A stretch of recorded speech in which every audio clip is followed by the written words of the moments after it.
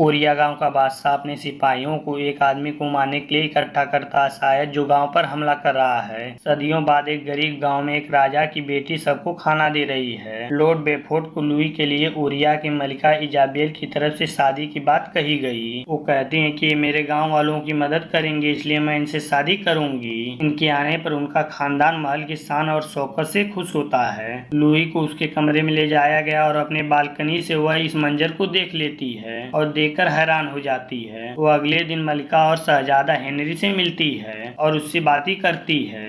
Louis और Henry शहर के लिए निकल जाते हैं ताकि वो एक दूसरे को जान सकें। वो दोनों सफर करने का अपना शौक और ख्वाहिश एक दूसरे से शेयर करते हैं। मलिका के साथ अपने आप को मिलाने की कोशिश करने के बाद लुई की सौतेली माँ लुई बेफोर्ड की शादी और खानदान के बारे में एहसास करती है। रात को लुई को बताती है कि यह एक गलती है और अभी भी समय है कि वो अपना ख्याल बदल ले। लेकिन लुई ने शादी का फैसला कर लिया है। शादी के बाद लुई और हेनरी एक रथ को लेकर पहाड़ों पर जाते हैं जहां सोने का मास्क पहने लोगों का एक झुंड खड़ा होता है। मलिका ड्रैगन की कहानी बताती हैं और बादशाह को उसकी 3 बेटियों के बदले इसकी आजादी कैसे दी गई और कैसे औरतों की कुर्बानी देने की रस्म शुरू हुई। मलिका हेनरी की दोनों हथेलियों को काट देती है और वह हाथ हिलाने लगती है, जिससे उसका शाही खून वहां गिरता है।